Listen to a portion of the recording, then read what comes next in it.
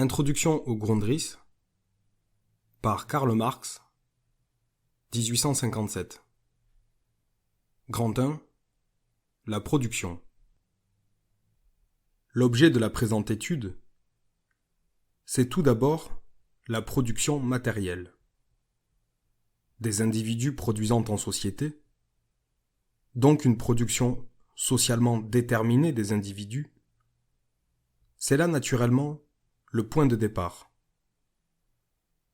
Le chasseur et le pêcheur singuliers et singularisés, avec lesquels débutent Smith et Ricardo, appartiennent aux fictions, sans imagination, de la Robinsonade du XVIIIe siècle. Fiction qui n'exprime en aucun cas, comme l'imaginent quelques historiens de la culture, une simple réaction contre un raffinement excessif et un simple retour à la vie naturelle mal comprise. Pas plus que le contrat social de Rousseau, qui met en rapport et en lien, par le contrat, les sujets, qui par nature sont indépendants, ne reposent sur un tel naturalisme. C'est là une apparence.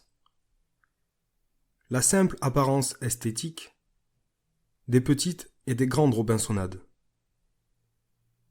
C'est bien plutôt l'anticipation de, entre guillemets, la société civile bourgeoise, qui se préparait depuis le XVIe siècle et fit au XVIIIe siècle des pas de géant vers sa maturité. C'est dans cette société de la libre concurrence que l'individu singulier apparaît détaché des liens naturels, etc., qui font de lui, à des époques historiques antérieures, l'élément accessoire d'un conglomérat humain, déterminé et limité. Dans la tête des prophètes du XVIIIe siècle,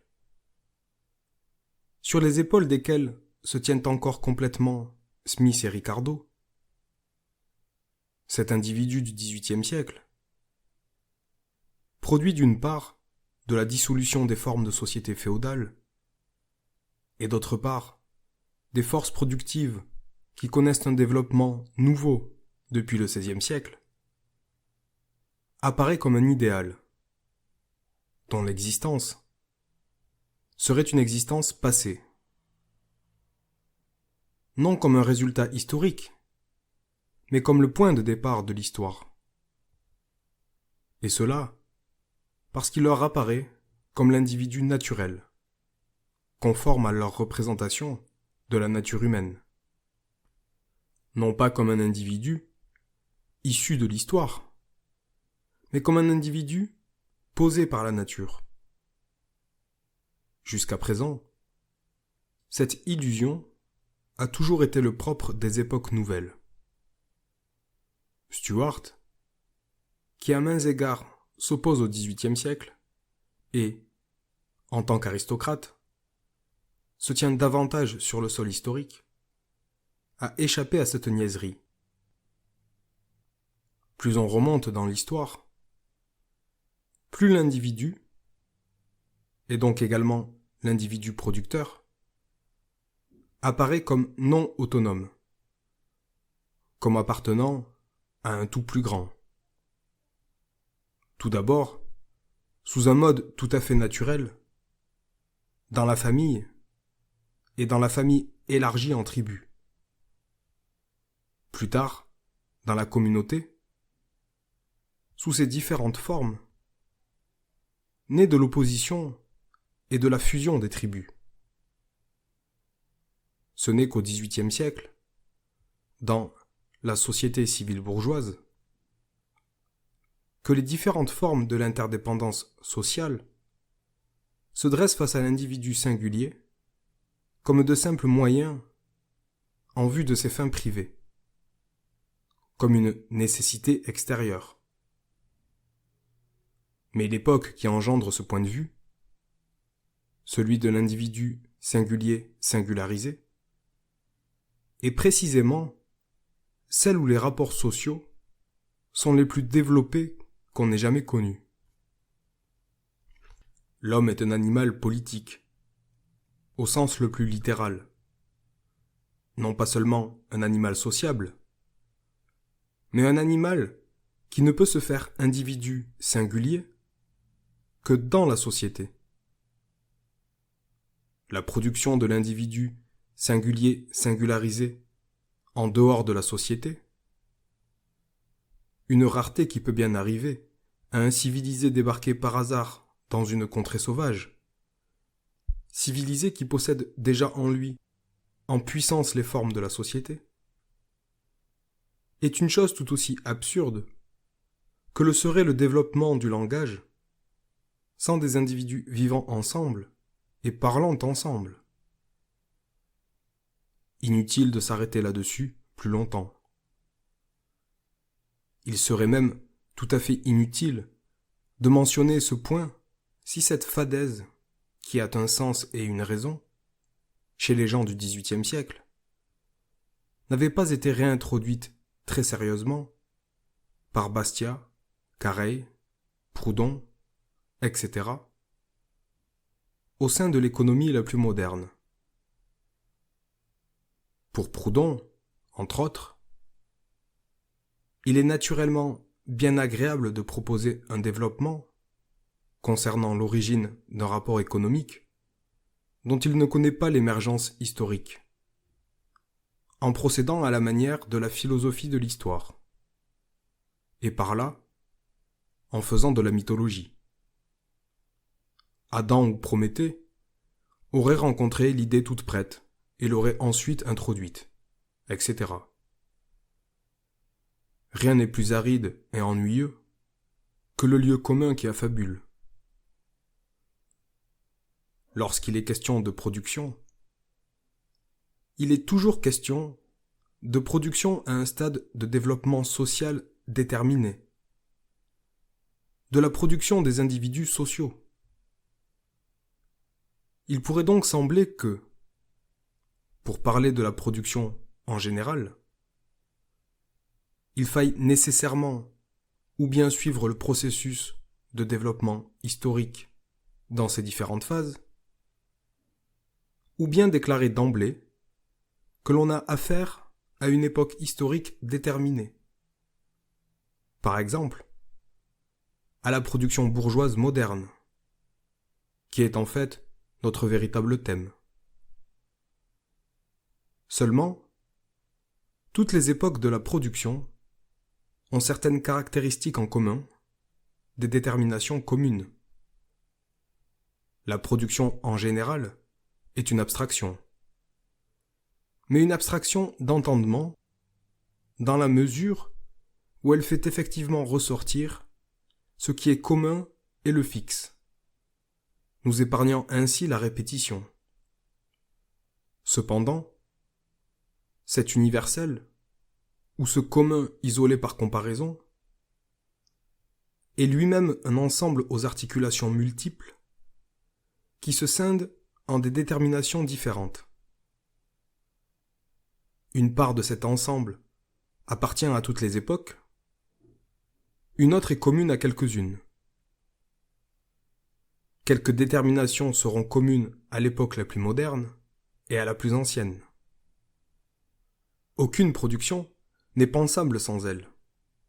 Seulement, si les langues les plus développées ont en commun avec les moins développées des lois et des déterminations, ce qui fait leur développement est précisément le fait qu'elles se distinguent de cet universel et de ce commun. Les déterminations qui valent pour la production en général doivent nécessairement être isolées, précisément afin que l'unité, qui n'est déjà du fait que le sujet, l'humanité et l'objet, la nature, sont les mêmes, ne fasse pas oublier les différences essentielles. C'est dans cet oubli que consiste par exemple toute la sagesse des économistes modernes qui démontrent l'éternité et l'harmonie des rapports sociaux existants. Par exemple, pas de production possible sans un instrument de production. Cet instrument ne fût-il que la main. Pas de production possible sans travail passé, amassé. Ce travail ne fût-il que l'adresse, emmagasinée, et concentrée dans la main du sauvage, par un exercice répété. Le capital est lui aussi, entre autres choses, un instrument de production, lui aussi du travail passé, objectivé.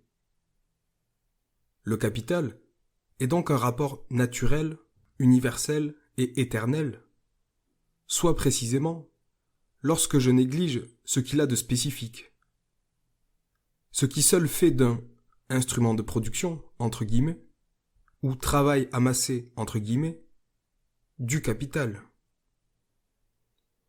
Toute l'histoire des rapports de production apparaît donc, par exemple chez Carré, comme une falsification provoquée, à dessein, par les gouvernants et leur volonté mauvaise. S'il n'y a pas de production en général, il n'y a pas non plus de production universelle. La production est toujours une branche de production particulière.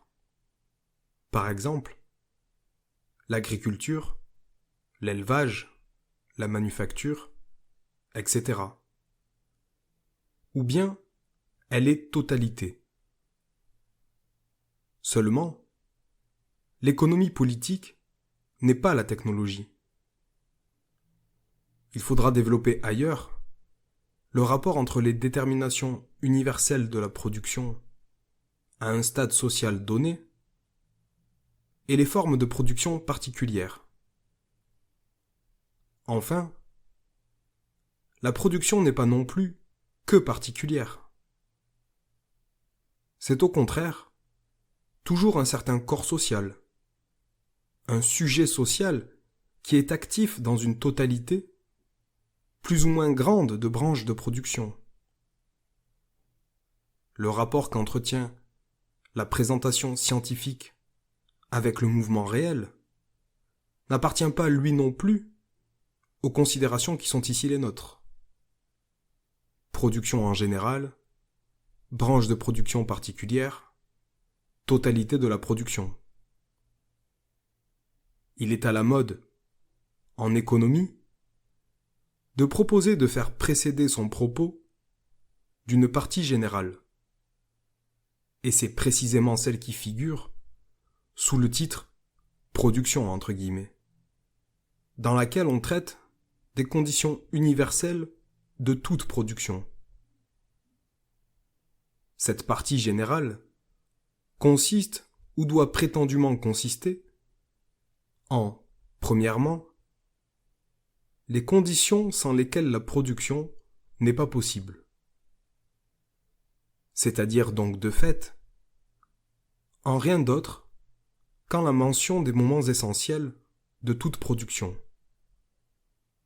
Mais cela se réduit en fait, comme nous le verrons, à quelques déterminations très simples que l'on rabâche en débitant de plates tautologies. Deuxièmement, les conditions qui favorisent plus ou moins la production, comme par exemple l'état de progrès et de stagnation de la société d'Adam Smith. Pour élever à l'importance scientifique ce qui ne vaut chez lui que comme aperçu, il faut faire des recherches et périodiser les différents degrés de productivité dans le développement des peuples singuliers, recherches qui se tiennent en dehors des limites véritables de notre thème, mais qui, pour autant qu'elles y entrent, doivent être exposées dans le développement de la concurrence, de l'accumulation, etc. Dans la conception générale, la réponse revient à cette généralité qu'un peuple industrieux atteint le sommet de sa production au moment où il occupe le sommet de son histoire en général. De fait, le sommet industriel d'un peuple, c'est à partir du moment où, étant que, l'essentiel pour lui n'est pas le gain, mais le fait de gagner. Ainsi des Yankees par rapport aux Anglais. Ou bien aussi que certaines dispositions raciales, certains climats, certaines situations naturelles, telles que la proximité du bord de la mer, la fertilité du sol, etc., sont plus favorables que d'autres à la production. Cela revient donc à nouveau à la tautologie, selon laquelle on crée d'autant plus facilement la richesse que ces éléments, subjectivement et objectivement, sont présents à un plus haut degré. Mais ce n'est pas de tout cela qu'il s'agit effectivement dans cette partie générale chez les économistes. La production doit bien plutôt être présentée par distinction d'avec la distribution, etc., en tant que la première est enclose dans les lois de la nature, éternelle et indépendante de l'histoire, et on profite de l'occasion pour glisser en sous-main les rapports bourgeois, en tant que loi naturelle inébranlable de la société dans l'abstrait. C'est là la finalité plus ou moins consciente de tout le procédé. Dans la distribution, au contraire, les hommes se seraient de fait permis toutes sortes de comportements arbitraires.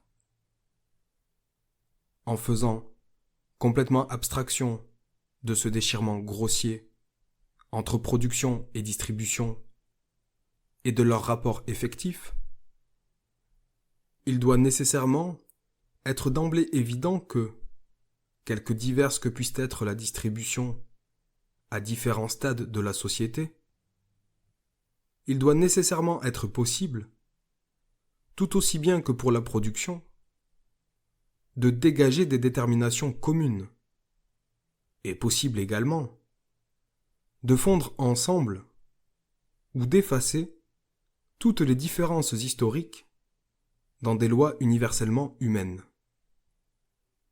Par exemple, l'esclave, le serf, le travailleur salarié reçoivent tous un quantum de nourriture qui leur permet d'exister en tant qu'esclave, que serf, que travailleur salarié. Le conquérant par le tribut, le fonctionnaire par l'impôt, le propriétaire foncier par la rente, le moine par l'aumône ou le lévite par la dîme, tous reçoivent un quantum de la production sociale, quantum déterminé selon d'autres lois que celui de l'esclave, etc. Les deux points principaux que tous les économistes mettent sous cette rubrique sont, premièrement, la propriété, deuxièmement, l'assurance de cette dernière par la justice, la police, etc. On peut répondre très brièvement à cela. Premier point. Toute production est appropriation de la nature de la part de l'individu à l'intérieur et au moyen d'une forme de société déterminée. En ce sens, c'est une tautologie de dire que la propriété, l'appropriation entre parenthèses, est une condition de la production. Mais il est ridicule de sauter de cela à une forme déterminée de la propriété, par exemple, la propriété privée. Ouvrez la parenthèse, ce qui de plus suppose encore comme condition une forme opposée, la non-propriété. Fermez la parenthèse. C'est bien plutôt dans la propriété commune, par exemple, chez les Indiens, les Slaves, les anciens Celtes, etc., que l'histoire nous montre la forme la plus originelle, une forme qui, sous la figure de la propriété communale, jouera encore longtemps un rôle significatif. Quant à la question de savoir si la richesse se développe mieux sous telle ou telle forme de propriété, il ne peut encore en être question ici. Mais qu'il ne puisse pas être question de production, c'est-à-dire également de société, là où n'existe aucune forme de propriété, c'est une tautologie. Une appropriation qui ne s'approprie rien est une contradiction dans les termes. Deuxième point, la mise en sûreté du bien acquis, etc. Si l'on réduit ces trivialités à leurs figures effectives, elles expriment alors bien plus que ne s'en doutent ceux qui les prêchent. À savoir, en effet, que chaque forme de production engendre ses propres rapports juridiques, sa propre forme de gouvernement, etc. La grossièreté et la pauvreté conceptuelle tiennent précisément au fait de relier entre eux, de manière contingente, des éléments qui tiennent ensemble de manière organique, de les inscrire dans un ensemble de relations simplement réfléchies. Les économistes bourgeois ont dans la tête l'idée selon laquelle on peut mieux produire avec la police moderne que par exemple à l'époque du Faustrecht. Note de bas de page. Le Faustrecht désigne dans l'histoire des pays germaniques un ordre juridique dans lequel chaque individu pouvait rendre justice lui-même. Fin de la note de bas de page. Ils oublient seulement que le Faustrecht est lui aussi un droit et que le droit du plus fort survit sous d'autres formes également dans leur état de droit entre guillemets. Lorsque la situation sociale, qui correspond à un stade déterminé de la production, est seulement en train de naître, ou lorsqu'elle est déjà en train de disparaître, des perturbations se font naturellement jour dans la production, quoiqu'à des degrés différents et avec des effets différents. Pour résumer, il y a des déterminations communes à tous les stades de production. Déterminations fixées par la pensée comme universelles. Mais les prétendues conditions universelles de toute production ne sont rien d'autre que ces moments abstraits avec lesquels on ne saisit conceptuellement aucun stade de production historique effectif. Grand 2. Le rapport universel de la production à la distribution, à l'échange, à la consommation. Avant de nous engager dans une analyse plus poussée de la production, il est nécessaire d'envisager les différentes rubriques dont l'accompagnent les économistes. Voici la représentation plate et évidente.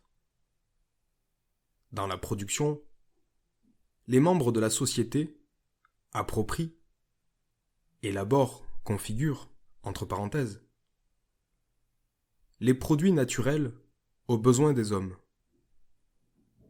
La distribution détermine le rapport dans lequel l'individu singulier prend part à ces produits. L'échange, lui, procure les produits particuliers en lesquels il veut convertir la quote-part qui lui est échue à travers la distribution. Dans la consommation, enfin, les produits deviennent objets de la jouissance, de l'appropriation individuelle. La production élabore les objets correspondant aux besoins. La distribution les répartit selon des lois sociales. L'échange répartit à nouveau ce qu'il a déjà été, mais selon les besoins singuliers. Dans la consommation, enfin, le produit sort de ce mouvement social, devient directement objet et serviteur du besoin singulier, et le satisfait dans la jouissance. La production apparaît donc comme le point de départ, la consommation comme le point final, et la distribution et l'échange comme le moyen terme.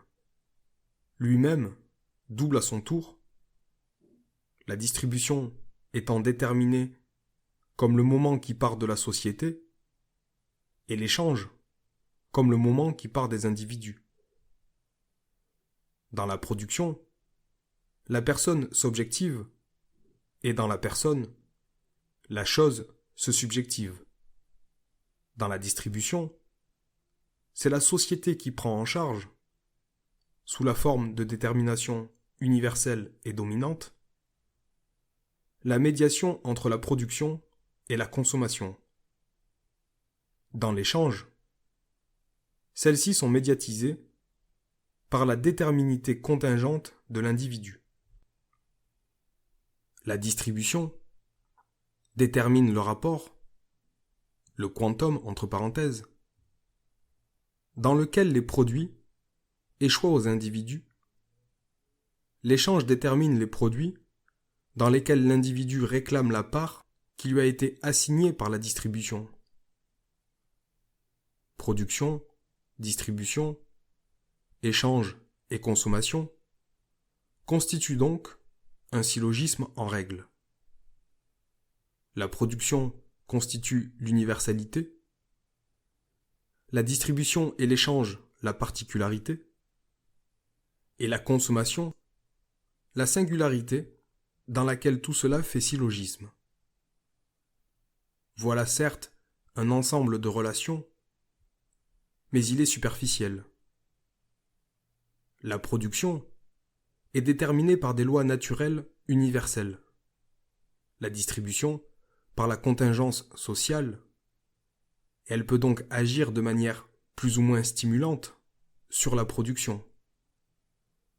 L'échange se tient entre les deux en tant que mouvement formellement social, et l'acte conclusif de la consommation, saisi non pas seulement comme objectif final, mais également comme fin finale, se tient à vrai dire en dehors de l'économie, si ce n'est dans la mesure où il réagit à son tour sur le point de départ et relance à nouveau tout le processus. Les adversaires de l'économie politique, que ce soit des adversaires du dehors ou du dedans, qui lui reprochent de déchirer de manière barbare ce qui ne tient qu'ensemble, demeurent soit sur le même sol qu'elle, soit en deçà. Rien de plus banal que le reproche selon lequel l'économie politique considérerait trop exclusivement la production comme une fin en soi. La distribution importerait tout autant. Le fondement sur lequel repose ce reproche est précisément la représentation économique selon laquelle la distribution réside à côté de la production comme une sphère autonome, indépendante. Ou bien encore, les différents moments n'auraient pas été saisis dans leur unité, comme si ce déchirement n'était pas passé de la réalité effective dans les manuels, mais à l'inverse, des manuels dans la réalité effective, et qu'il s'agissait là d'une dialectique de concepts posés comme équivalents, et non de la conception de rapports réels. Petit a, la production est également immédiatement consommation. Double consommation, subjective et objective. L'individu, qui dans le fait de produire développe ses capacités, les dépense également, les consomme dans l'acte de la production, tout comme l'engendrement naturel et consommation de force vitale. Deuxièmement, consommation de moyens de production qui sont utilisés et usés, et en partie, comme par exemple dans la combustion, dissous à nouveau en éléments universels. Il en va de même pour la consommation de matières premières qui ne demeure pas dans sa figure et sa conformation naturelle, mais est bien plutôt consommée. L'acte de la production lui-même est donc dans tous ces moments également un acte de consommation. Mais cela, les économistes l'admettent. La production, en tant qu'immédiatement identique à la consommation en tant qu'elle coïncide immédiatement avec la production. Il l'appelle consommation productive. Cette identité de la production et de la consommation revient en fin de compte au principe de Spinoza: toute détermination est une négation. Mais cette détermination de la consommation productive n'est précisément mise en place que pour séparer la consommation identique à la production de la consommation proprement dite, qui est bien plutôt saisie comme l'opposé anéantissant de la production. Considérons donc la consommation proprement dite. La consommation est immédiatement également production. Tout comme dans la nature, la consommation des éléments et des substances chimiques est production de la plante. Il est clair que dans l'alimentation, par exemple, qui est une forme de consommation, l'homme produit son propre corps. Mais cela vaut également pour tout autre type de consommation qui, d'une manière ou d'une autre, produit l'homme par certains côtés. Production consommatrice. Seulement, dit l'économie, cette production identique à la consommation est une production seconde, qui naît de l'anéantissement du premier produit. Dans la première, c'était le producteur qui se chosifiait. Dans la seconde, au contraire, c'est la chose créée par lui qui se personnifie. Cette production consommatrice est donc, bien qu'elle soit unité immédiate de la production et de la consommation, essentiellement différente de la production proprement dite. L'unité immédiate dans laquelle la production coïncide avec la consommation et la consommation avec la production laisse subsister leur dualité immédiate. La production est donc immédiatement consommation, la consommation immédiatement production. Chacune est immédiatement son opposé. Mais, en même temps, un mouvement de médiation a lieu entre les deux. La production médiatise la consommation, dont elle crée le matériau et à qui, sans elle, manquerait son objet. Mais la consommation médiatise également la production en créant seule pour les produits le sujet pour lequel ils sont produits. C'est seulement dans la consommation que la production reçoit sa touche finale. Un chemin de fer sur lequel on ne roule pas, qu'on n'use donc pas, n'est pas consommé. Il n'est qu'un chemin de fer en puissance, non dans la réalité effective. Sans production, pas de consommation. Mais pas non plus de production sans consommation, puisque la production n'aurait alors pas de finalité. La consommation produit la production doublement. Premièrement, dans la mesure où ce n'est que dans la consommation que le produit devient produit effectif. Par exemple, un habit ne devient effectivement habit que par l'acte de le porter. Une maison qui n'est pas habitée n'est de fait pas une maison effective. Le produit donc, par distinction d'avec le simple objet naturel, ne s'avère tel, ne devient produit que dans la consommation. Seule la consommation, en dissolvant le produit, lui donne le coup de grâce. Car la production est un produit non pas seulement en tant qu'activité chosifiée, mais également seulement en tant qu'objet pour le sujet agissant. Deuxièmement, dans la mesure où la consommation crée le besoin d'une nouvelle production, dans la mesure donc où elle crée la raison idéale qui meut intérieurement la production et en constitue la présupposition. La consommation crée la pulsion de la production, elle crée aussi l'objet qui, en tant qu'il en détermine la finalité, est actif dans la production. S'il est clair que la production fournit du dehors l'objet de la consommation, il est tout aussi clair que la consommation pose idéalement l'objet de la production, en tant qu'image intérieure, en tant que besoin, en tant que pulsion et en tant que finalité. Elle crée les objets de la production sous une forme encore subjective. Sans besoin, pas de production. Or, c'est la consommation qui reproduit le besoin.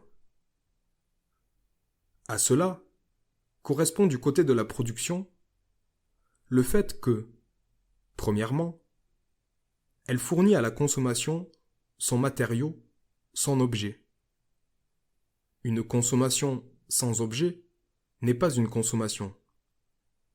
De ce côté, donc, la production créée produit la consommation.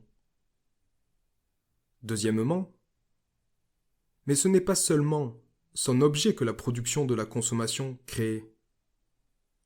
Elle donne également à la consommation sa déterminité, son caractère, sa touche finale. Tout comme la consommation donne au produit sa touche finale en tant que produit, la production donne sa touche finale à la consommation.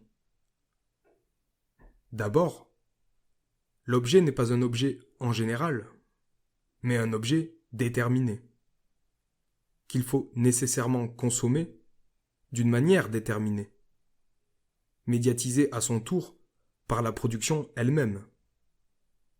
La faim est la faim, mais la faim qui se satisfait avec de la viande cuisinée et mangée à l'aide d'un couteau et d'une fourchette est une autre faim que celle qui dévore de la viande crue à l'aide des mains, des ongles et des dents.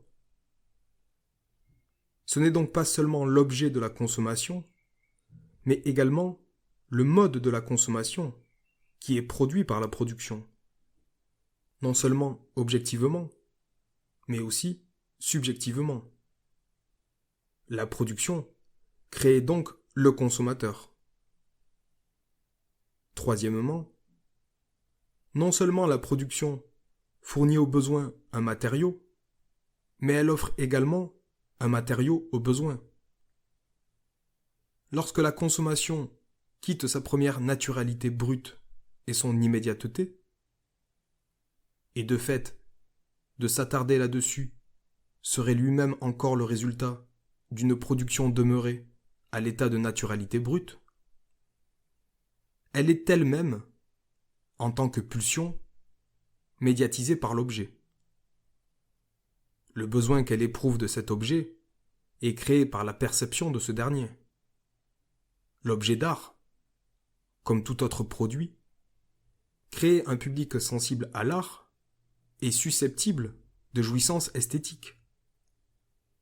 La production ne produit donc pas seulement un objet pour le sujet,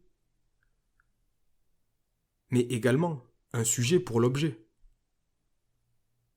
La production produit donc la consommation. Premièrement, en ce qu'elle crée son matériau. Deuxièmement, en ce qu'elle détermine le mode de la consommation. Troisièmement, en ce que, chez le consommateur, elle engendre comme besoin les produits d'abord posés par elle comme objet. Elle produit donc l'objet de la consommation, le mode de la consommation, la pulsion de la consommation.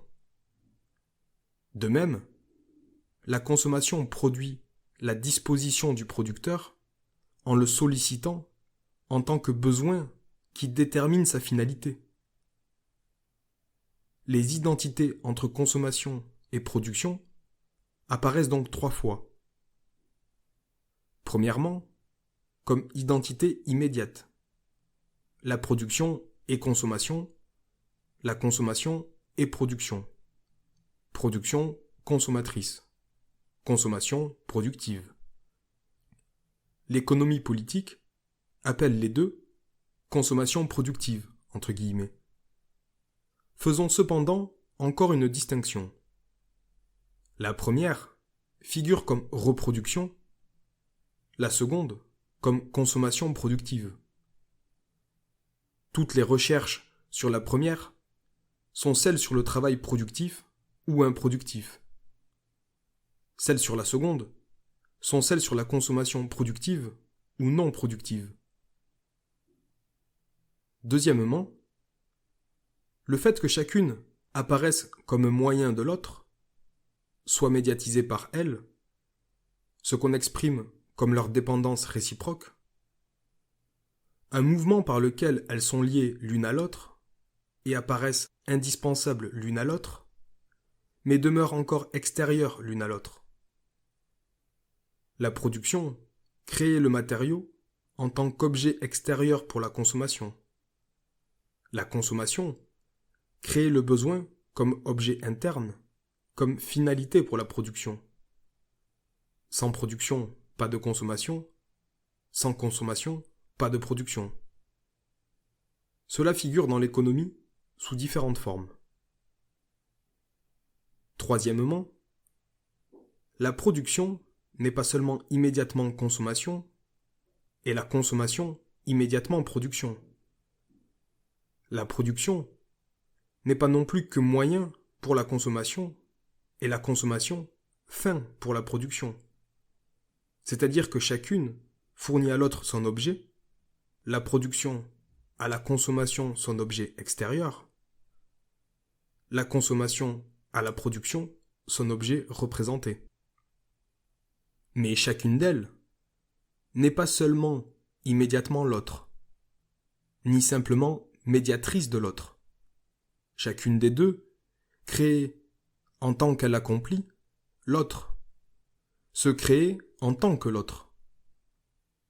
Seule la consommation accomplit l'acte de la production en achevant le produit en tant que produit, en le dissolvant, en consommant la forme autonome chosale en lui, en élevant à l'habileté, par le besoin de la répétition, la disposition développée dans le premier acte de la production.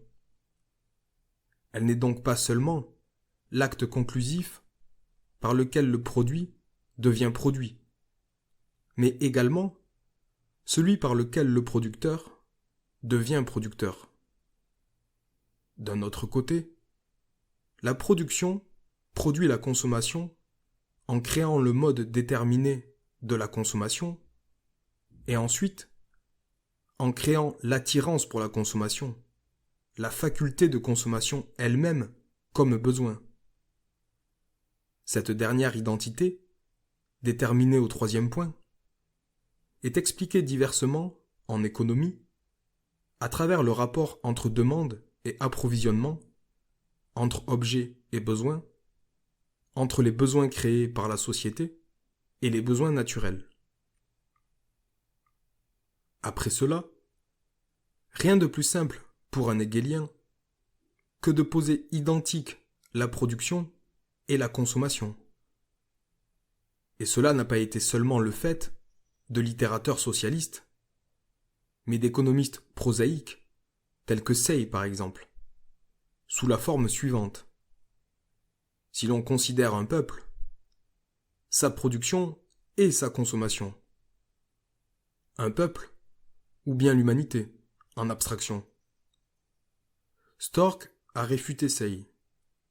Dans la mesure où un peuple, par exemple, ne fait pas que consommer purement et simplement son produit, mais crée également des moyens de production, etc., du capital fixe, etc. Considérer la société comme un sujet unique, c'est en outre la considérer de manière erronée, spéculative.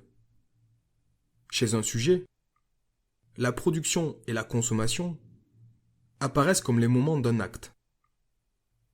L'important est ici de souligner que si l'on considère la production et la consommation comme les activités d'un sujet ou de nombreux individus, elles apparaissent dans tous les cas comme les moments d'un processus dans lequel la production est le point de départ effectif, et donc également le moment qui prend l'ascendant. La consommation, en tant que nécessité vitale, en tant que besoin, est elle-même un moment interne de l'activité productive. Mais cette dernière est le point de départ de la réalisation, et donc également le moment qui, en elle, prend l'ascendant, l'acte dans lequel tout le processus se déroule à nouveau. L'individu produit un objet et, par la consommation de ce dernier, retourne en soi-même, mais en tant qu'individu productif et se reproduisant lui-même. La consommation apparaît donc comme un moment de la production.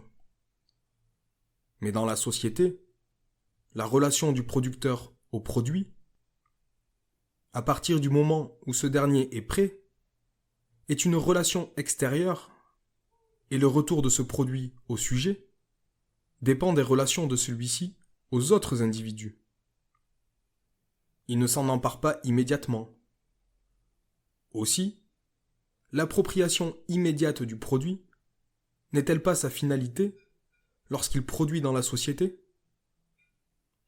Entre le producteur et les produits prend place la distribution, qui détermine, par des lois sociales, la part qu'il prend au monde des produits.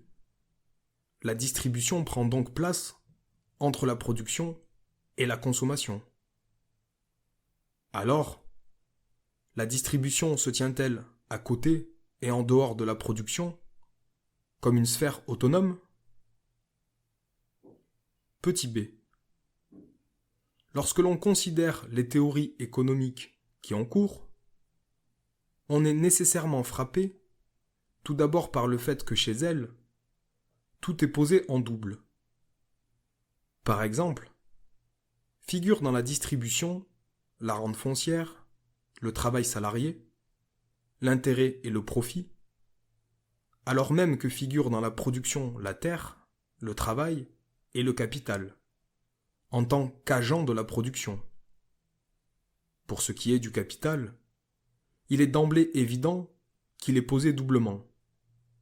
Premièrement, comme agent de la production, deuxièmement, comme source de revenus, comme forme de distribution déterminée de manière déterminante.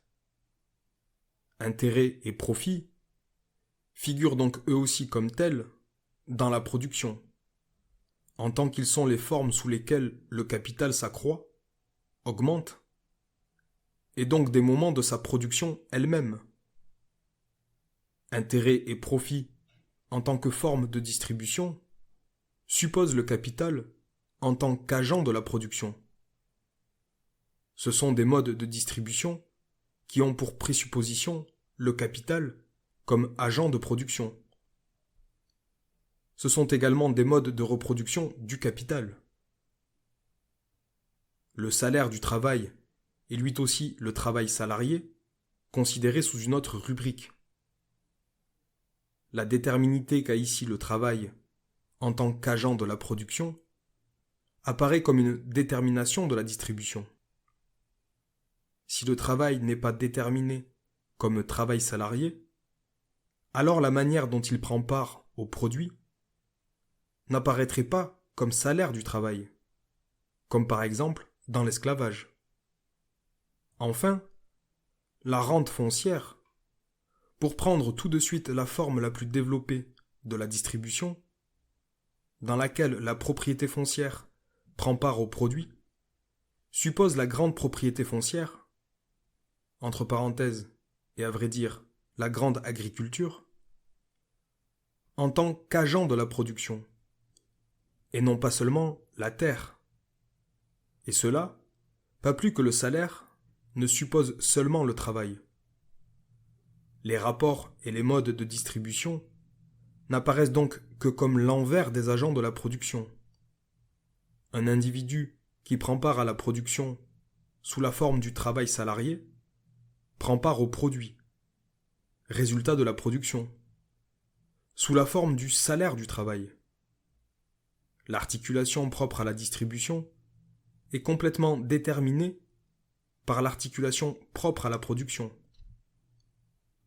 La distribution est elle-même un produit de la production, non pas seulement par rapport à son objet, en ce sens que seuls les résultats de la production peuvent être distribués, mais également par rapport à sa forme, en ce sens que la manière déterminée de prendre part à la production détermine les formes particulières de la distribution, la forme sous laquelle on prend part à la distribution.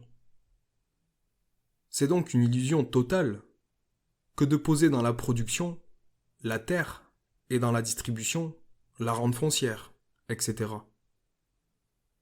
Suite à cela, des économistes comme Ricardo, auxquels on a le plus reproché de n'avoir en vue que la production, ont déterminé la distribution comme objet exclusif de l'économie, parce qu'ils saisissent instinctivement les formes de distribution comme l'expression la plus déterminée dans laquelle se fixent les agents de la production dans une société donnée.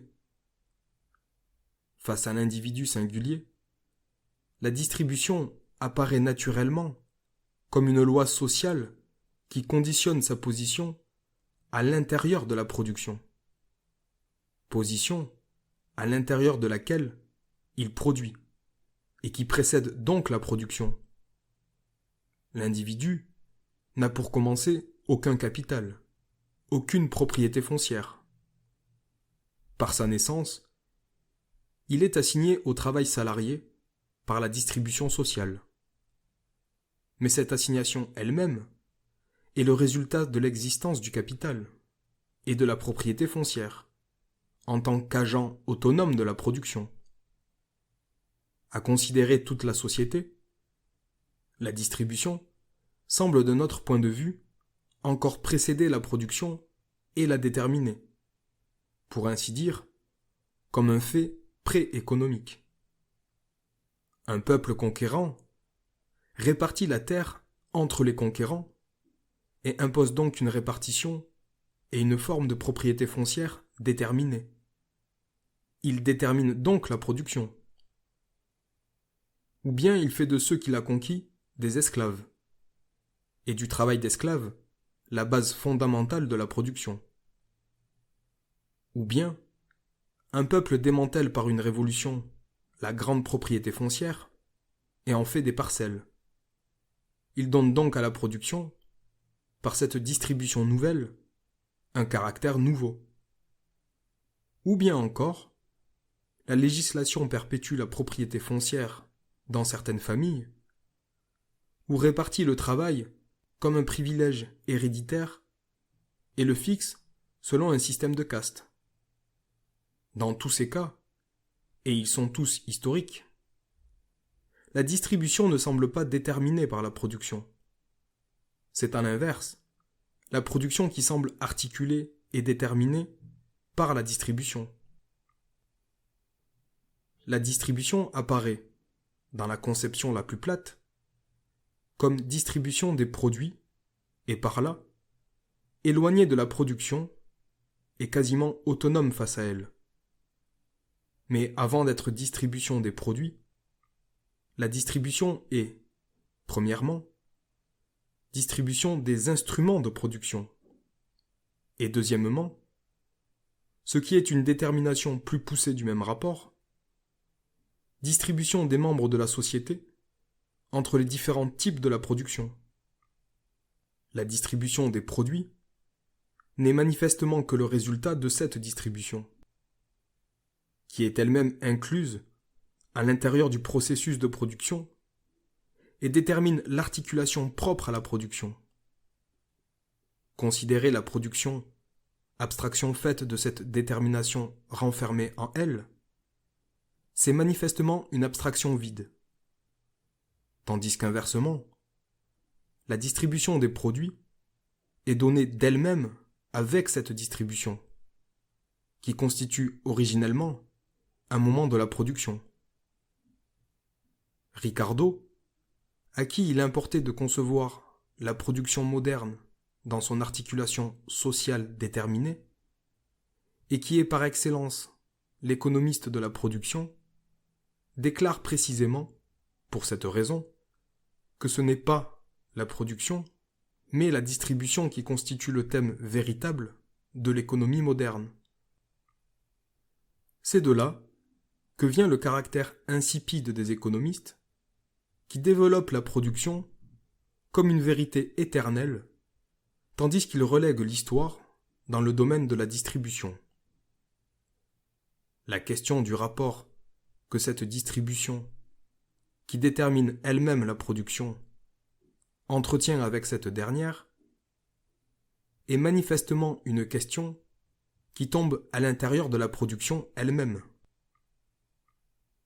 À qui dirait qu'à tout le moins, puisque la production doit nécessairement partir d'une certaine distribution des instruments de production, la distribution prise en ce sens précède la production et constitue sa présupposition.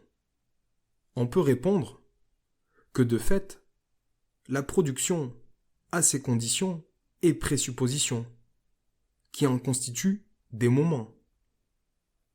Ces derniers peuvent apparaître au tout début comme naturels spontanés.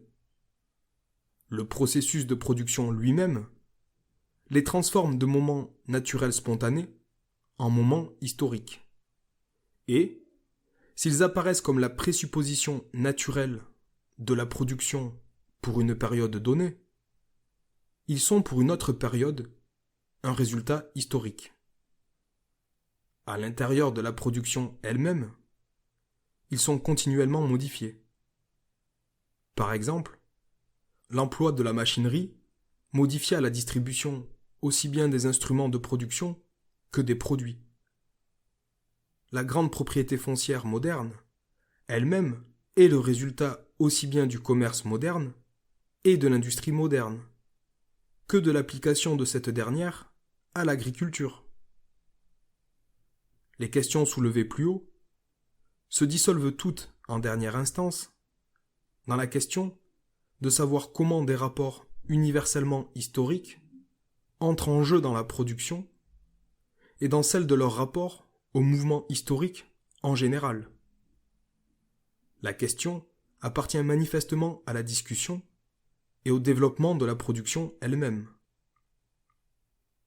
Cependant, sous la forme triviale sous laquelle elles ont été soulevées plus haut, on peut les expédier très rapidement. Dans toute conquête, 3 choses sont possibles. Le peuple conquérant soumet le peuple conquis à son propre mode de production. Ouvrez la parenthèse. Par exemple, les Anglais, au cours de ce siècle en Irlande et partiellement aux Indes. Fermez la parenthèse. Ou bien, ils laissent subsister l'ancien mode de production et se contentent d'un tribut. Par exemple, les Turcs et les Romains. Ou bien, prend place une action réciproque par laquelle naît quelque chose de nouveau, une synthèse. Entre parenthèses, C'est en partie le cas des conquêtes germaniques. Dans tous les cas, le mode de production, qu'il soit celui du peuple conquérant, celui du peuple conquis, ou un mode né de la fusion des deux, est déterminant pour la nouvelle distribution qui se met en place.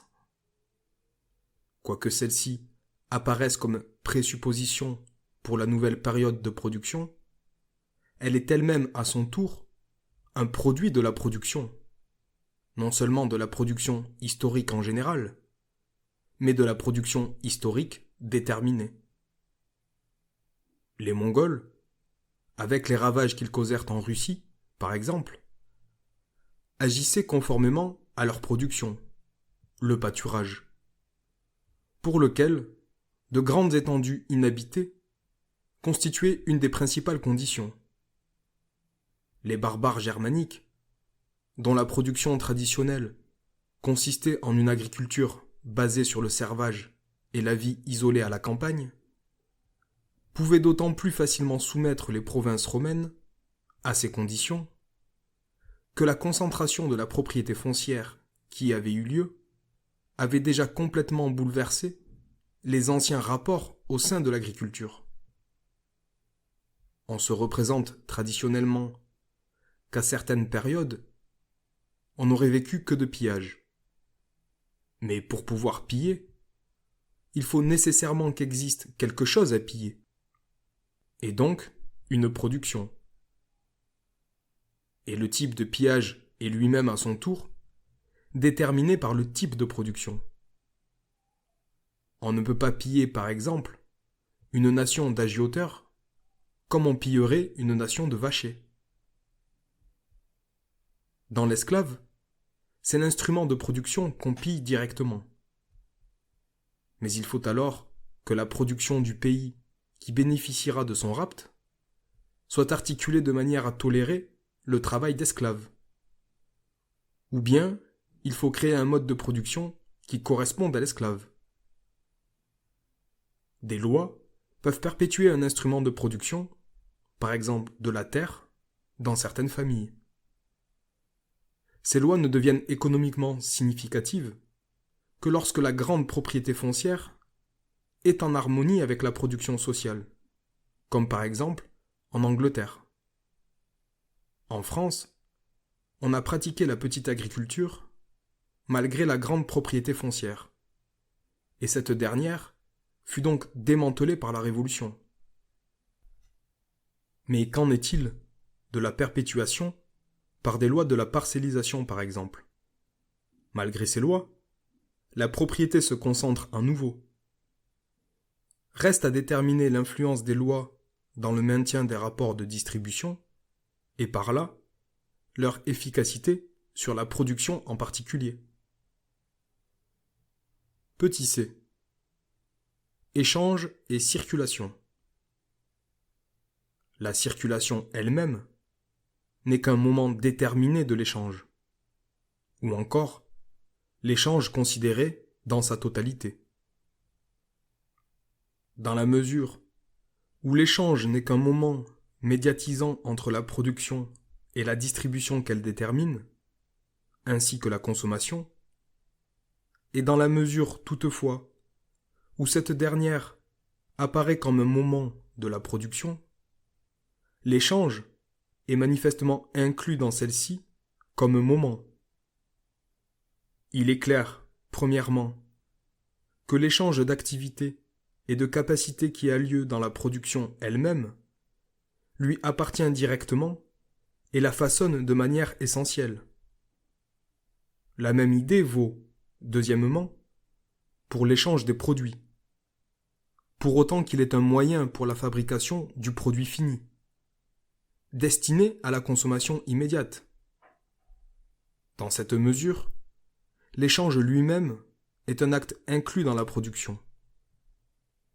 Troisièmement, le prétendu échange entre vendeurs est déterminé tout aussi complètement par la production pour ce qui est de son organisation, que lui-même activité productive. L'échange n'apparaît indépendant de la production à côté et indifférent face à elle qu'au dernier stade, où le produit est immédiatement échangé en vue de la consommation. Mais, premièrement, pas d'échange sans division du travail, qu'elle soit naturelle spontanée, ou elle-même déjà un résultat historique. Deuxièmement, l'échange privé présuppose la production privée. Troisièmement, l'intensité de l'échange, tout comme son extension, son type, son produit, sont déterminés par le développement et l'articulation de la production. Par exemple, l'échange entre la ville et la campagne, l'échange à la campagne, dans la ville, etc. L'échange apparaît donc dans tous ces moments, soit directement inclus dans la production, soit déterminé par elle. Le résultat auquel on aboutit n'est pas que la production, la distribution, l'échange et la consommation sont identiques, mais qu'ils constituent tous les membres d'une totalité, des différences à l'intérieur d'une unité. La production prend l'ascendant aussi bien sur elle-même, dans la détermination antagoniste de la production, que sur les autres moments. C'est à partir d'elle que recommence toujours le processus. Que l'échange et la consommation ne puissent être ce qui prend l'ascendant, cela va de soi. Il en va de même pour la distribution en tant que distribution des produits. Mais en tant que distribution des agents de la production, elle est elle-même un moment de la production.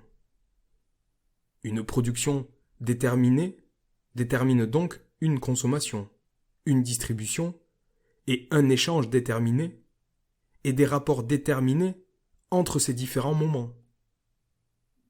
Toutefois, la production, elle aussi, sous sa forme unilatérale, est déterminée de son côté par les autres moments. Par exemple, lorsque le marché, c'est-à-dire la sphère de l'échange, s'agrandit, s'accroît de volume et se divise plus profondément. Avec la modification de la distribution, se modifie aussi la production. Par exemple, avec la concentration du capital, une distribution différente de la population entre la ville et la campagne, etc. Enfin, les besoins de consommation déterminent la production. Une interaction a lieu entre les différents moments. C'est le cas pour n'importe quel tout organique.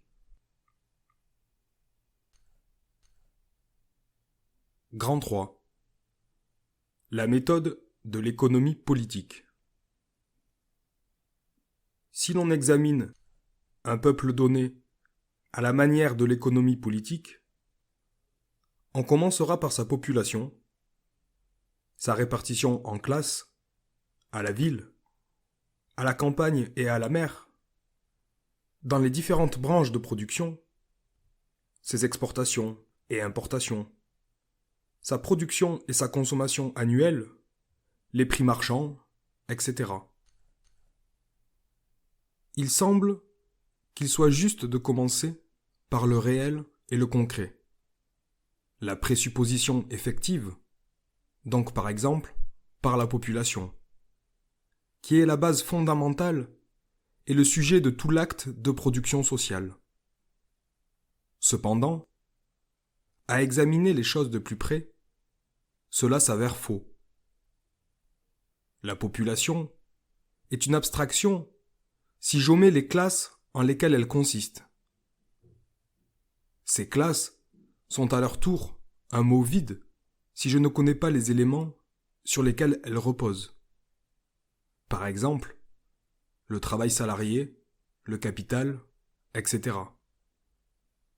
Ceci suppose l'échange, la division du travail, les prix, etc. Le capital, par exemple, n'est rien sans le travail salarié, sans la valeur, sans l'échange, sans le prix, etc. Donc, Si je commençais par la population, j'aurais une représentation chaotique du tout, et c'est par une détermination plus précise que j'en viendrai analytiquement à des concepts de plus en plus simples, du concret représenté à des abstractions de plus en plus minces, jusqu'à ce que j'aboutisse, enfin, aux déterminations les plus simples. À partir de là, il faudrait entreprendre le voyage retour, jusqu'à ce que j'aboutisse enfin à la population, cette fois, non pas en tant que représentation chaotique d'un tout, mais en tant que riche totalité de nombreuses déterminations et relations. La première voie est celle qu'a prise historiquement l'économie lors de son émergence. Les économistes du XVIIe siècle, par exemple, commencent toujours par le vivant, la population, la nation, l'État, plusieurs États, etc. Mais ils finissent toujours par dégager par l'analyse quelques relations déterminantes, abstraites et universelles, telles que la division du travail, l'argent, la valeur, etc. Dès que ces moments singuliers furent plus ou moins fixés et abstraits, alors débutèrent les systèmes économiques qui s'élèvent du simple, le travail, la division du travail, le besoin, la valeur d'échange à l'État, à l'échange entre nations et au marché mondial. C'est là manifestement la méthode scientifiquement juste. Le concret est concret parce qu'il est la condensation de nombreuses déterminations, qu'il est donc unité de la diversité. Il apparaît donc dans le passé comme le processus de condensation, comme résultat et non comme point de départ, quoiqu'il soit le point de départ effectif, et donc le point d'où partent l'intuition et la représentation. En suivant la première voie, la représentation pleine s'évapore en détermination abstraite. En suivant la seconde, les déterminations abstraites mènent à la représentation du concret au cours du cheminement de la pensée. C'est là que Hegel est tombé dans l'illusion de concevoir le réel comme résultat de la pensée, se condensant en soi, s'approfondissant en soi et se mouvant à partir de soi-même, alors que la méthode, qui consiste à s'élever de l'abstrait au concret, n'est que la manière qu'a la pensée de s'approprier le concret, de le reproduire comme un concret de l'esprit. Mais en aucun cas, le processus de formation du concret lui-même. Par exemple, la catégorie économique la plus simple, mettons par exemple la valeur d'échange, suppose une population produisant sous des rapports déterminés, et également diverses sortes de systèmes familiaux, communaux ou étatiques, etc. Elle ne peut jamais exister autrement que comme relation abstraite, unilatérale d'un tout déjà donné, concret, vivant. En tant que catégorie, par contre, la valeur d'échange mène une existence antidéluvienne. C'est pourquoi pour la conscience, et telle est la détermination de la conscience philosophique, pour qui la pensée conceptuelle constitue l'homme réel, et pour qui, par suite, seul le monde saisi dans le concept est en tant que tel le monde réel, le mouvement des catégories apparaît de ce fait comme l'acte de production réel, lequel, c'est bien fâcheux, reçoit quand même une impulsion de l'extérieur, et dont le résultat est le monde. Et ceci, mais c'est encore une tautologie, est exact dans la mesure où la totalité concrète, en tant que totalité de pensée, en tant que concret de pensée, est en fait un produit de l'acte de penser, de concevoir. Ce n'est, par contre, nullement le produit du concept qui s'engendrerait lui-même et penserait en dehors et au-dessus de l'intuition et de la représentation, mais celui de l'élaboration qui transforme en concept l'intuition et la représentation. Le tout, tel qu'il apparaît dans l'esprit comme un tout de pensée, est un produit du cerveau pensant, qui s'approprie le monde de la seule façon qui lui soit possible, d'une façon qui diffère de l'appropriation spirituelle de ce monde, artistique, religieuse, pratique. Le sujet réel continue de subsister dans son autonomie, en dehors du cerveau. Et cela aussi longtemps que ce cerveau se comporte de façon purement spéculative, purement théorique. C'est pourquoi, même dans la méthode théorique, il faut que le sujet, la société, demeure constamment présent à l'esprit en tant que présupposition. Mais ces catégories simples n'ont-elles pas aussi une existence indépendante, de caractère historique ou naturel, antérieure à celle des catégories plus concrètes? Ça dépend. Hegel, par exemple, a raison de commencer la philosophie du droit par la possession, celle-ci constituant la relation juridique la plus simple du sujet. Mais il n'existe pas de possession avant que n'existe la famille, ou des rapports de domination et de servitude, qui sont des rapports beaucoup plus concrets. Par contre, il serait juste de dire qu'il existe des familles, des communautés tribales, qui n'en sont encore qu'au stade de la possession, et non à celui de la propriété. Par rapport à la propriété, la catégorie plus simple apparaît donc comme le rapport d'association simple de famille ou de tribu. Dans la société parvenue à un stade supérieur, elle apparaît comme le rapport plus simple d'une organisation plus développée. Mais on présuppose toujours le substrat plus concret dont le type de relation est celui de la possession. On peut se représenter un sauvage pris à part qui possède. Mais la possession ne constitue pas alors un rapport juridique. Il n'est pas exact que la possession évolue historiquement jusqu'à la forme familiale.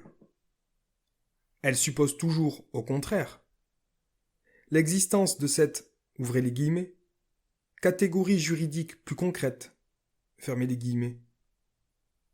Cependant, il n'en demeurerait pas moins que les catégories simples sont l'expression de rapports dans lesquels le concret non encore développé a pu s'être réalisé sans avoir encore posé la relation ou le rapport d'une multilatéralité plus grande qui est exprimé mentalement dans la catégorie plus concrète, tandis que le concret plus développé laisse subsister cette catégorie comme un rapport subordonné.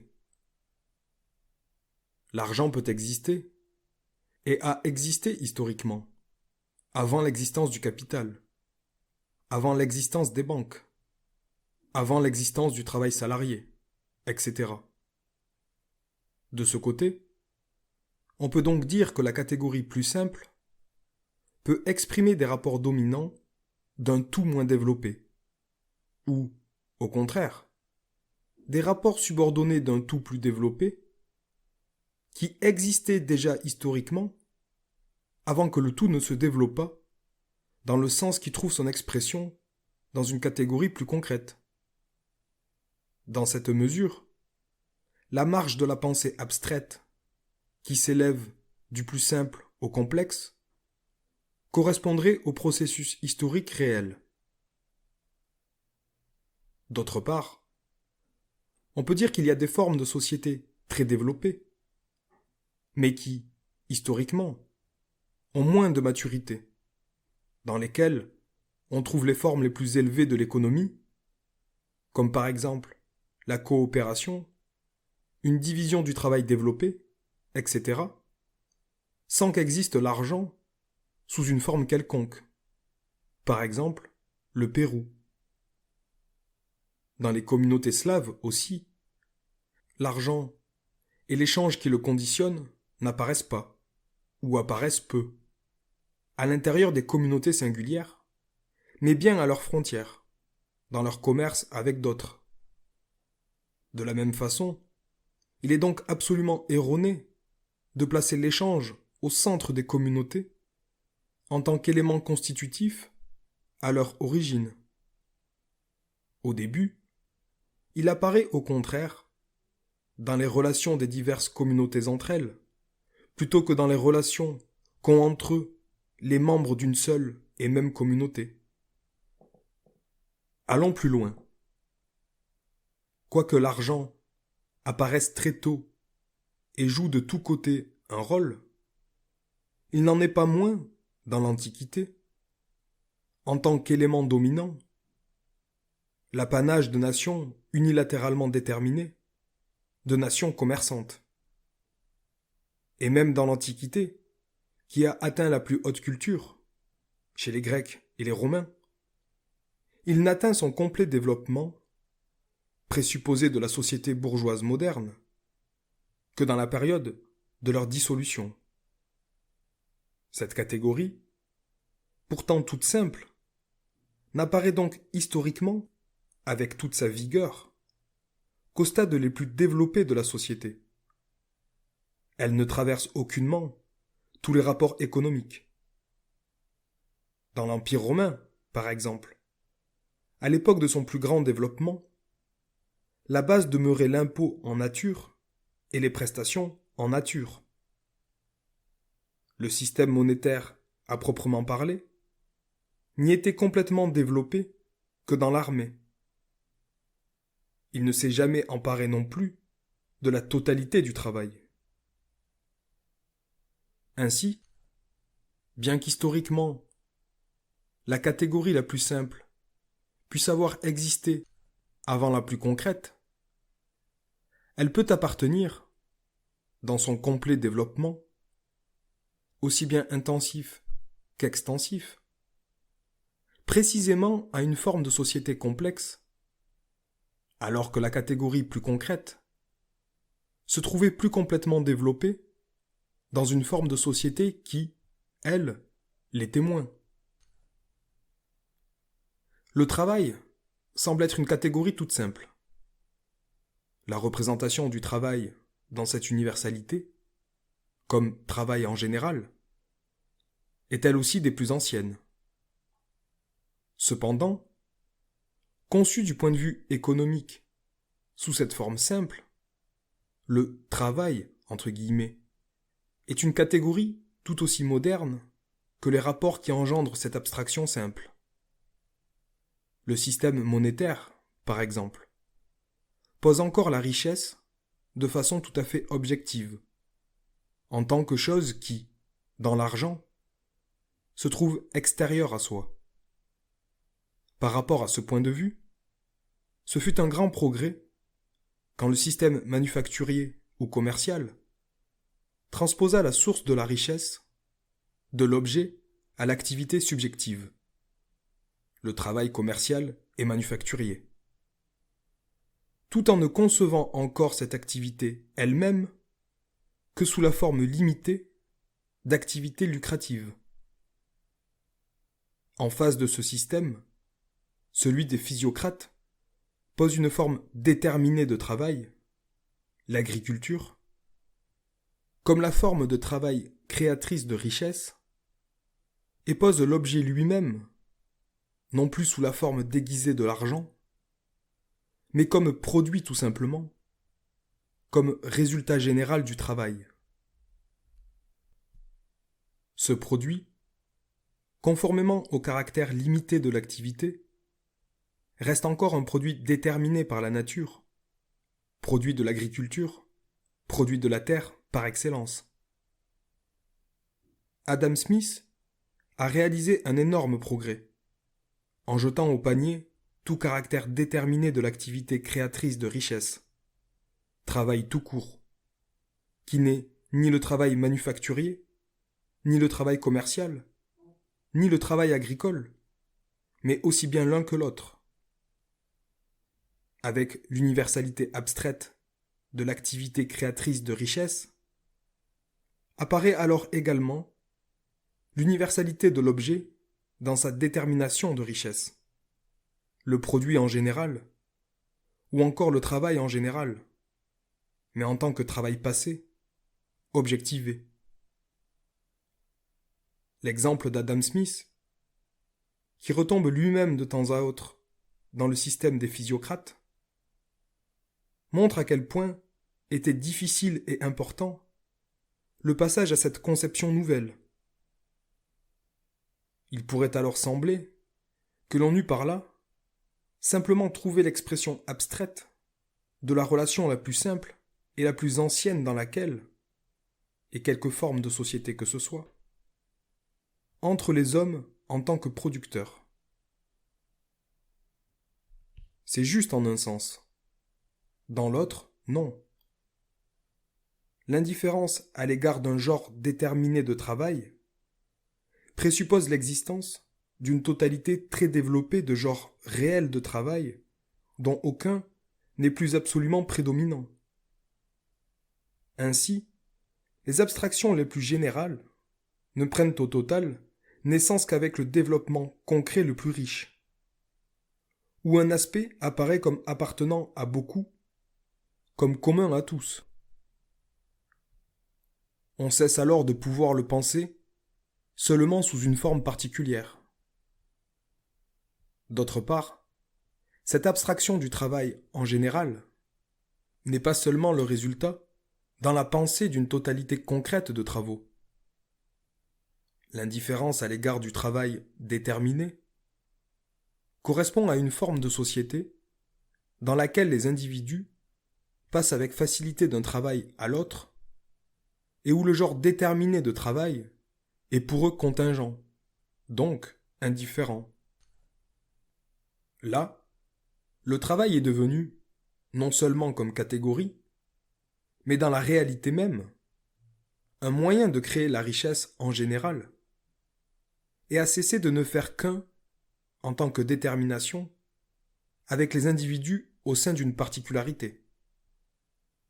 Cet état de choses a atteint son plus haut degré de développement dans la forme d'existence la plus moderne des sociétés bourgeoises, aux États-Unis.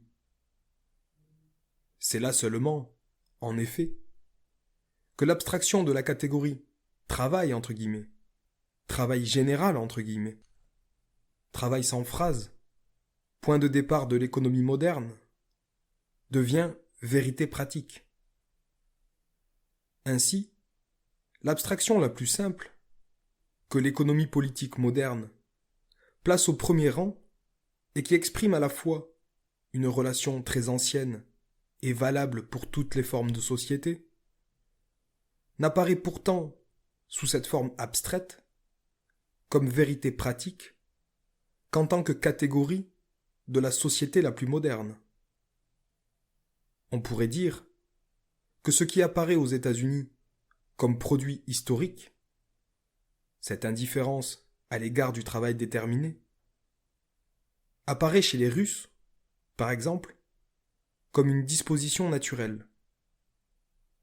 Mais, d'une part, il y a une sacrée différence entre des barbares qui ont des dispositions naturelles à se laisser employer à tous les travaux et des civilisés qui s'y emploient eux-mêmes.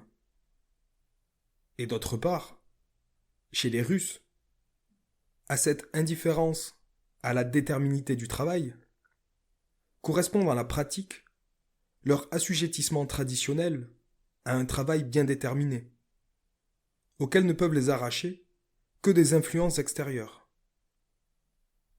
Cet exemple du travail montre d'une façon frappante que même les catégories les plus abstraites, bien que valables, précisément à cause de leur abstraction, pour toutes les époques, n'en sont pas moins, sous la forme déterminée de cette abstraction même, le produit de rapports historiques, et non leur entière validité que pour ces rapports et à l'intérieur de ceux-ci. La société bourgeoise est l'organisation historique de la production la plus développée et la plus variée qui soit. De ce fait, les catégories qui expriment les rapports de cette société, la compréhension de son articulation, permettent en même temps de se rendre compte de l'articulation et des rapports de production de toutes les formes de société disparues, avec les débris et les éléments desquels elle s'est édifiée, dont certains vestiges non encore dépassés, pour une part, subsistent en elle, où ce qui n'avait de sens qu'indicatif est devenu en se développant signification explicite, etc. L'anatomie de l'homme est une clé pour l'anatomie du singe. Les singes, annonciateurs d'une forme supérieure dans les espèces animales d'ordre inférieur, ne peuvent pour autant être compris que lorsque la forme supérieure est elle-même déjà connue. Ainsi, l'économie bourgeoise nous donne la clé de l'économie antique, etc. Mais nullement à la manière des économistes qui effacent toutes les différences historiques et voient dans toutes les formes de société celle de la société bourgeoise. On peut comprendre le tribut, la dîme, etc. quand on connaît la rente foncière. Mais il ne faut pas les identifier. Comme de plus, la société bourgeoise n'est elle-même qu'une forme contradictoire du développement, il est des rapports appartenant à des formes de société antérieures que l'on pourra ne rencontrer en elle que tout à fait étiolées, ou même travesties. Par exemple, la propriété communale. Si donc il est vrai que les catégories de l'économie bourgeoise possèdent une certaine vérité valable pour toutes les autres formes de société, cela ne peut être admis qu'avec des réserves critiques. Elles peuvent receler ces formes développées, étiolées, caricaturées, etc., mais toujours avec une différence essentielle. Au reste, ce que l'on appelle développement historique repose sur le fait que la forme dernière considère les formes passées comme des étapes conduisant à elles-mêmes.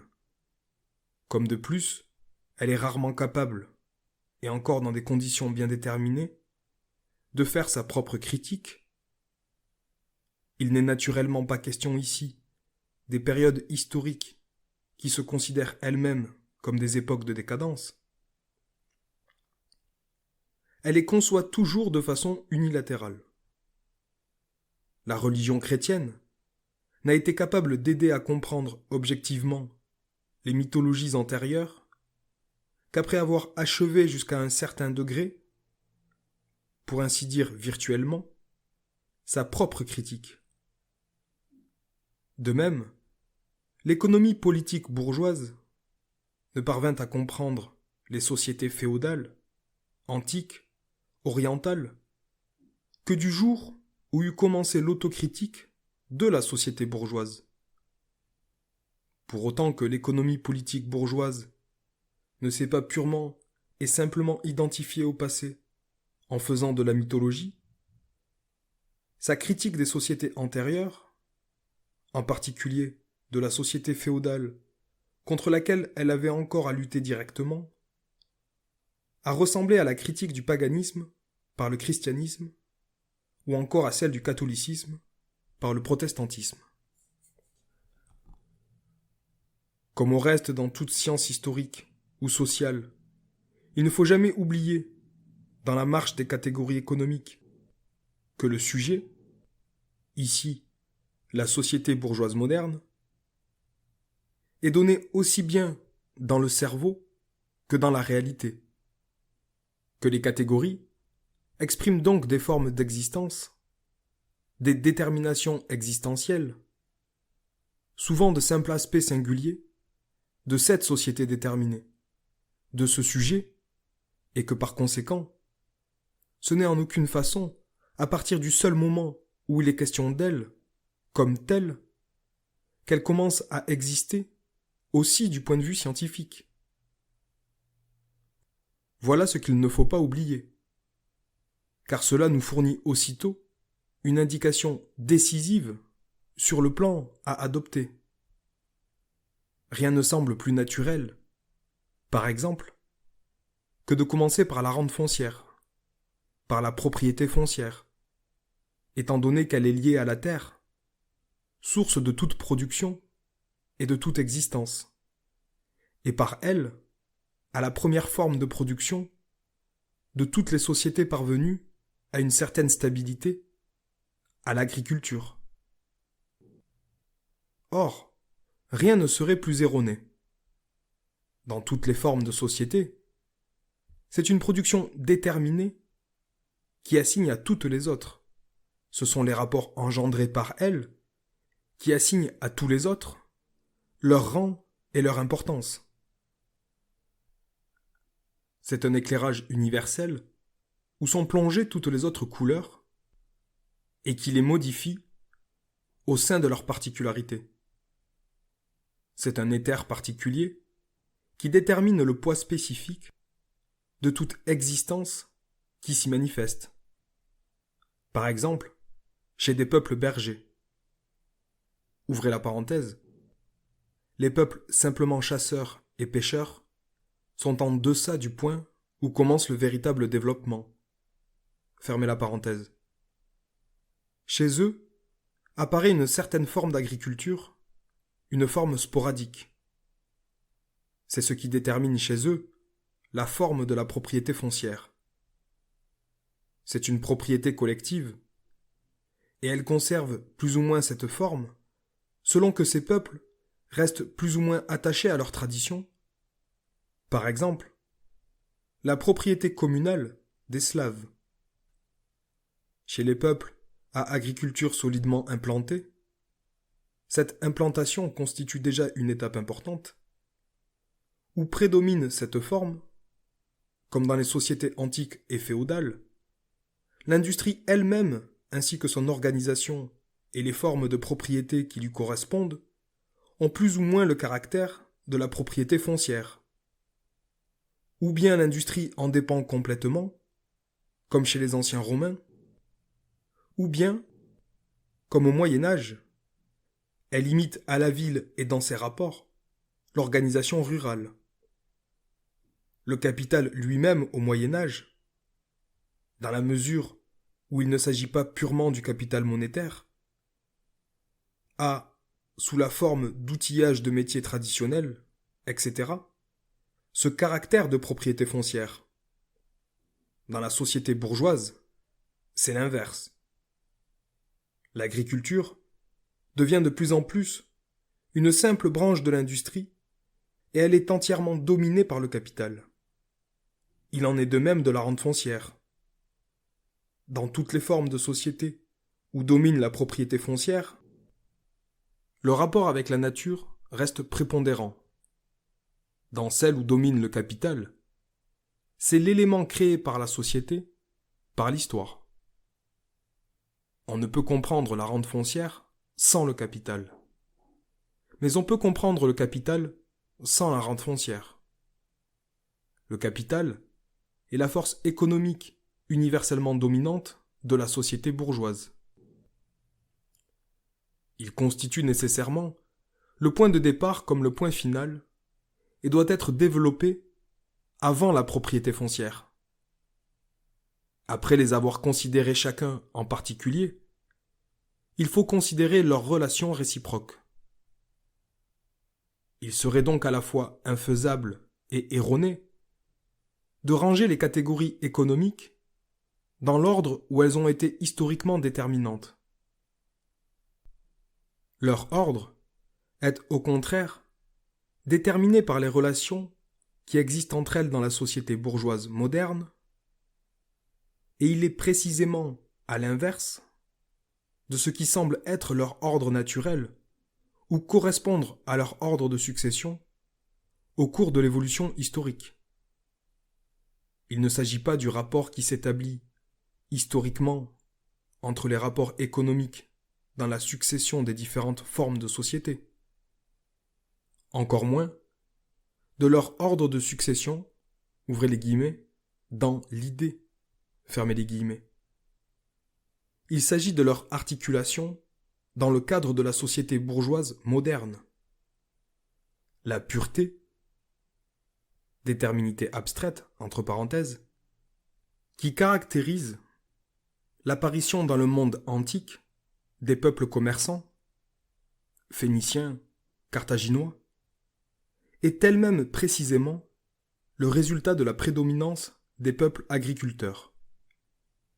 Le capital, en tant que capital commercial ou capital monétaire, apparaît précisément sous cette forme abstraite, là où le capital n'est pas encore l'élément dominant des sociétés.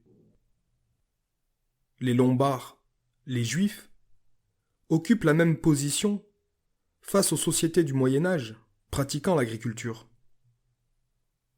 Autre exemple de la position différente qu'occupent ces mêmes catégories à différents stades de la société, une des dernières formes de la société bourgeoise, les sociétés par action.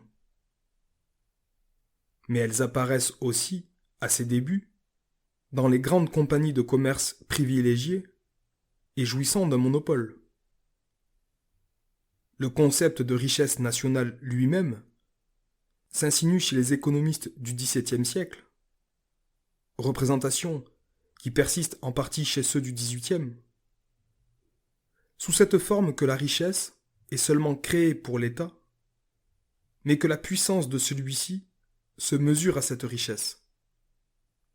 C'était là une forme encore inconsciemment hypocrite, qui annonçait le point de vue où la richesse elle-même et sa production sont le but final des États modernes, considérés alors uniquement comme moyen de produire la richesse.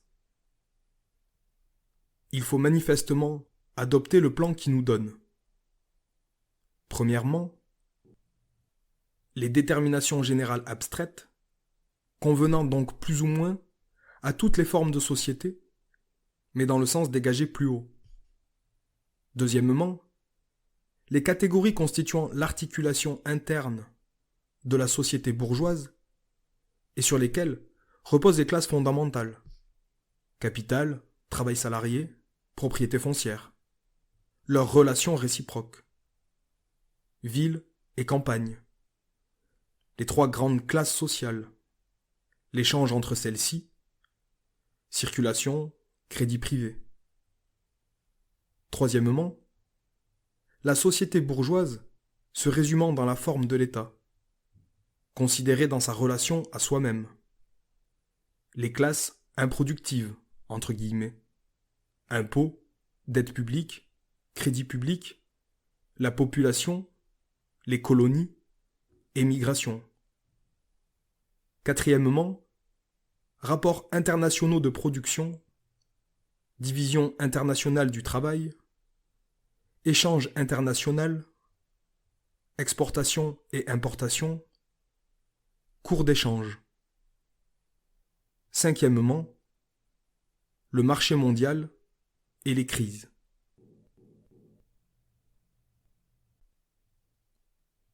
Grand 4.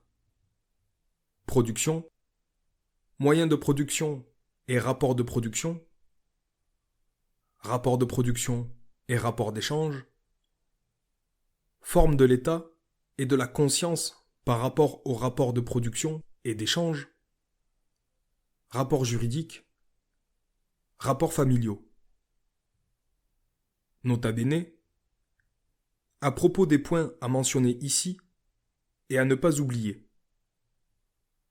Premier point, la guerre développée antérieurement à la paix montrait comment, par la guerre et dans les armées, etc., Certains rapports économiques, comme le travail salarié, la machinerie, etc., se sont développés plus tôt qu'à l'intérieur de la société bourgeoise. De même, le rapport entre forces productives est rapport d'échange particulièrement visible dans l'armée. Deuxième point, rapport entre l'histoire idéale telle qu'on l'a écrite jusqu'ici et l'histoire réelle, notamment ce qu'on appelle les histoires des civilisations, la vieille histoire des religions et des États. Ouvrez la parenthèse. À cette occasion, on peut aussi parler des différentes façons d'écrire l'histoire jusqu'à maintenant, l'histoire dite objective, subjective, philosophique. Fermez la parenthèse. Troisième point, phénomènes secondaires et tertiaires. D'une façon générale, rapports de production dérivés, transposés, non originaux, ici entrent en jeu des rapports internationaux. Quatrième point, reproche au sujet du matérialisme de cette conception, rapport avec le matérialisme naturaliste. Cinquième point, dialectique des concepts force productive, moyen de production, entre parenthèses, et rapport de production. Dialectique, dont les limites sont à déterminer et qui ne supprime pas les différences réelles. Sixième point, le rapport inégal entre le développement de la production matérielle et, par exemple, celui de la production artistique. D'une manière générale, ne pas prendre le concept de progrès sous la forme abstraite habituelle, art moderne, etc. Cette disproportion est loin d'être aussi importante et difficile à saisir que celle qui se produit à l'intérieur des rapports de la pratique sociale. Par exemple, pour la culture. Rapport des États-Unis avec l'Europe. Mais le point vraiment difficile en question ici est comment les rapports de production suivent, en tant que rapport juridique, un développement inégal. Ainsi, par exemple, le rapport entre le droit privé romain, ouvrez la parenthèse, pour le droit criminel et le droit public, c'est moins le cas, fermez la parenthèse, et la production moderne. Septième point, cette conception apparaît comme un développement nécessaire, mais justification du hasard.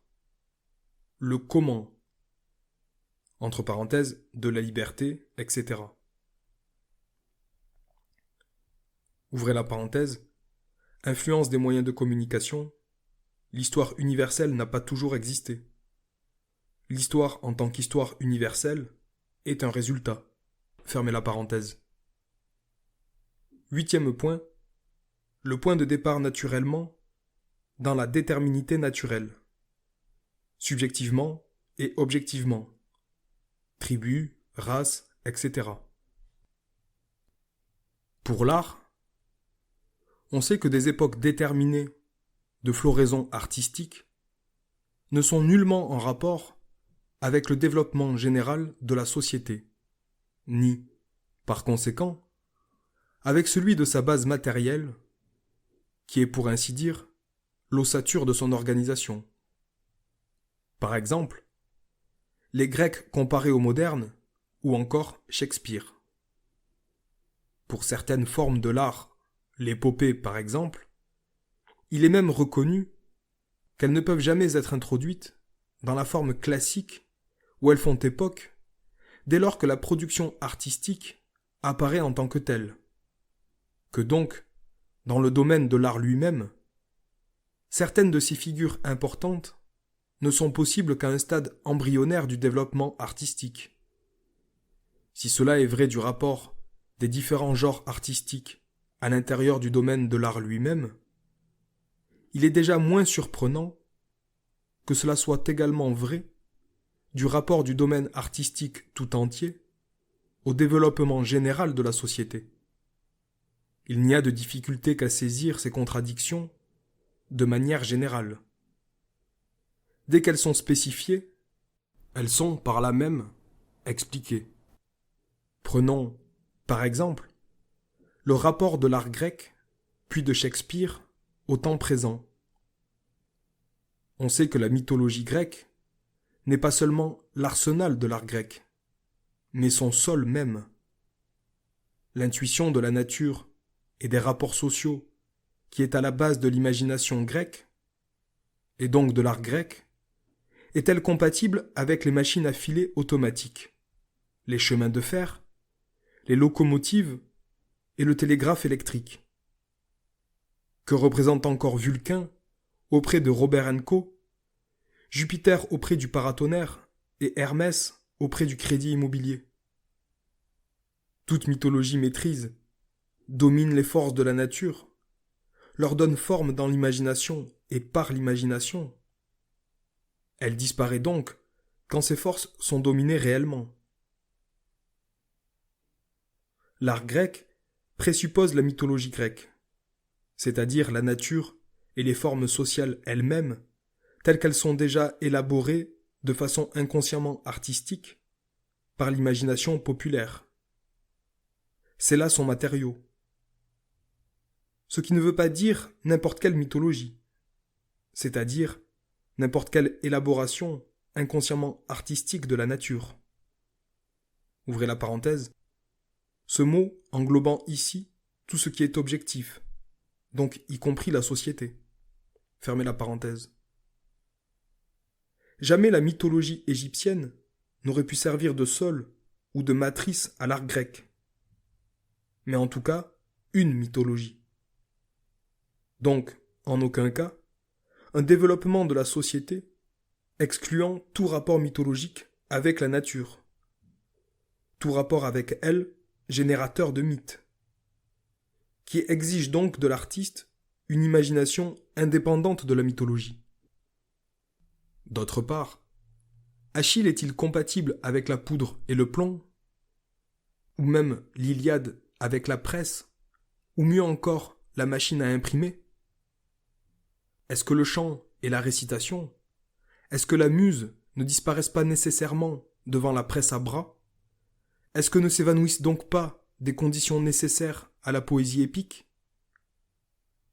Mais la difficulté n'est pas de comprendre que l'art grec et l'épopée sont liés à certaines formes sociales de développement. La difficulté réside dans le fait qu'il nous procure encore une jouissance esthétique et qu'il garde pour nous, à certains égards, la valeur de normes et de modèles inaccessibles. Un homme ne peut redevenir enfant, ou alors il retombe en enfance.